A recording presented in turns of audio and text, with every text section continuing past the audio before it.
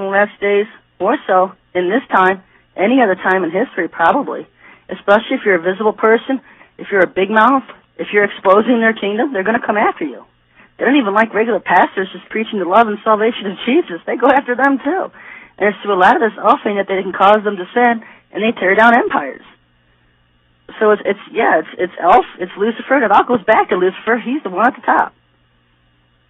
Tonight I want to get into a little bit. I know I've got about 20 to 15 minutes maybe on Nasera, the political agenda of the beast. Talk about the future a little bit here that's coming.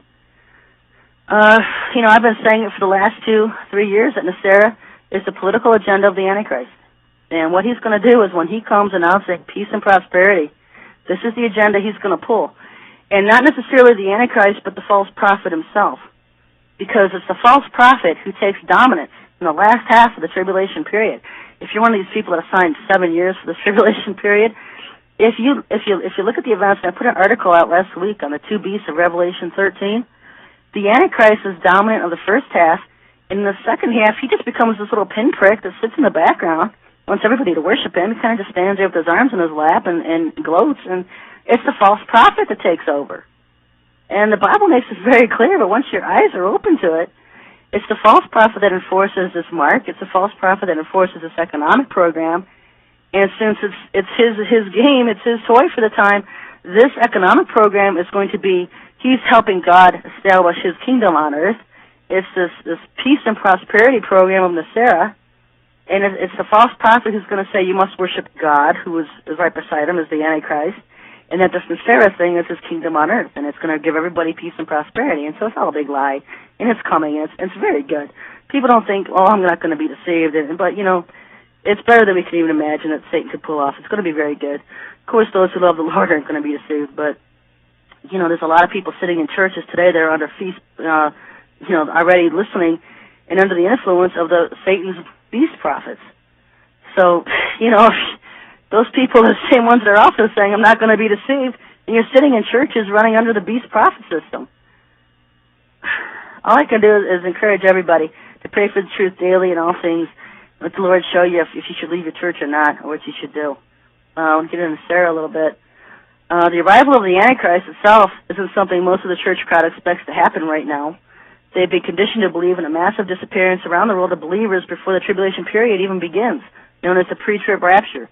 The Bible codes indicate instead that most of them are going to be completely surprised and in a complete state of panic when they see Lucifer coming through the crowd surrounded by UFOs incarnated in a human's body, declaring that he's a prophesied Messiah to come. And he's not the one to declare it. What's going to happen is a space station has a gramophone attached to it, and they're going to be up there at the space station declaring that this person descending to Earth in a cloud of UFOs is God. And so when you hear that, just think, hey, it's a space station. It's got Most High God. It's a space station. You can read about that in the Blue Beam Project. Have it on my site at thewatcherfiles.com. Since most of the religions around the world are waiting as a Messiah or a prophet to come, he'll deceive them all because he'll cater to them all. There's some kind of technology that they have that they can make him appear as, if you're from India, you're going to see him as the Buddhist or whatever God you're expecting to see. And in each country of the world, he's going to cater to them all. Everybody's going to see him as the Messiah that they have been waiting for to come. And that's how ingenious he's been throughout all these centuries, mimicking and setting up his false messiahs all over the place, because all of them have this end-time thing where they're waiting for the last great one to come. And Christianity's no different, but that's where he got his master plan from. That's where he got his blueprints from. The government has spent millions of dollars in technology, and particularly on the space station, to help the theatrics of his arrival to Earth. I help expose some of their involvement from the information that came out of their Black Operations program called the Blue Beam Project, which I revealed on my site at thewatcherfiles.com, bluebeam.htm. I later confirmed this in the Bible codes. They will claim those in the UFOs are ascended masters, our forefathers and creators, or even angelic beings, because he'll claim this is a host of angels since he's God.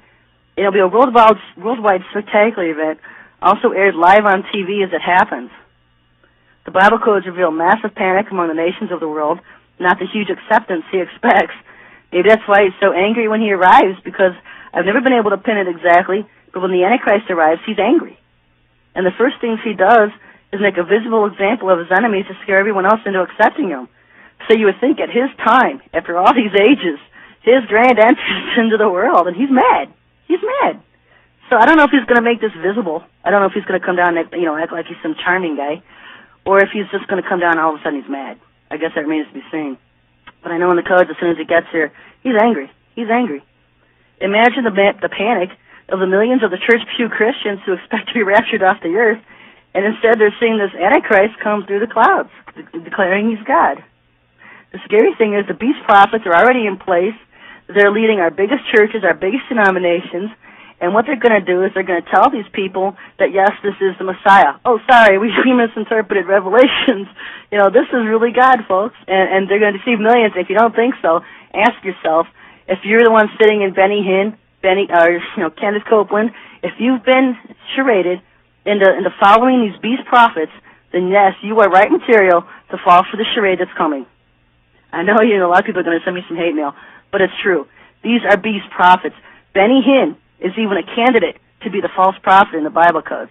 That's how good the deception is. Now, if you've already been sitting in these beast churches, and you've already been sitting in the charades week after week, and you're sending these people your money, just think of, you've been supporting Lucifer's system all along.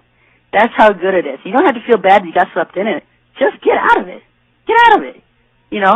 Put the brakes on and walk away from it and don't go back.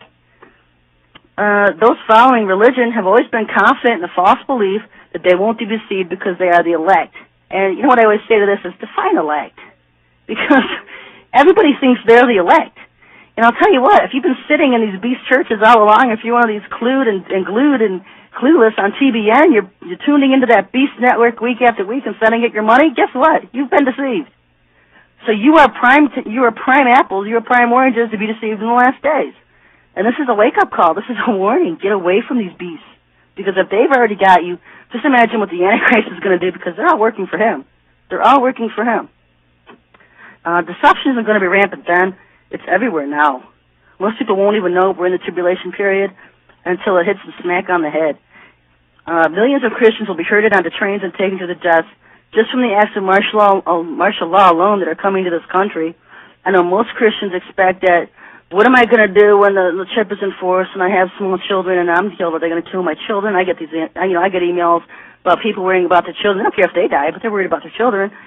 And the thing is that if you read my article I just released last week, Beast of Revelation, America is pretty much going to be destroyed by the time the chip even comes about.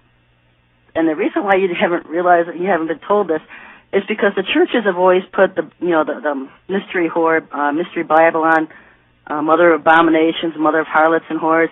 They've always said, "Oh, that's the Vatican. That's the Vatican." and so they have everybody thinking that there's all these separate different beasts. Oh, this is the scarlet beast, and this is the Antichrist and the prophet, and this is the Vatican because it's the scarlet beast. Well, let me tell you something. If you look in the wording of Revelation 13, within the first 5 verses when it talks about the 7 heads and 10 horns and the crowns, and you look in chapter 17, in those first few verses, it tells you who those 7 heads and 10 crowns are. It tells you right there that it's the same beast. The first beast of Revelation 13 and the beast of Revelation 17 are the same. And that beast is on the back of religion, okay? And if you look at the New World Order is riding the back of the Talmud, because that's the whole basis, the underlying basis of the New World Order today is Talmud. And who's pushing the Talmud today? Who's pushing who controls all the intelligence agencies around the world today? The Vatican does. The Vatican itself is not one of the beasts of Revelation. It's not the first beast or it's not the second, but the first beast sits on it. In other words, that's the foundation of the first beast, is religion, which is going to be the Talmud. And it's the Talmud that has the basis of the Noahide laws in it, and even the Talmud itself, that declares that if you worship Jesus as Messiah, that's idolatry and punishable by beheading. So they already have these laws in place. They have everything strategically in place so that when they decide to pull it out of their hat and run it, they can start enforcing all these laws overnight. Now, most Christians aren't really going to have to, be worrying about, am I going to get the chip or how am I going to stock up because of the chip? Because if you look at Revelation 17, America's pretty much destroyed by the time that even happens, because if you look in Revelation 13, the Antichrist is allowed to start his war on the saints. And how does he do that? And the problem with church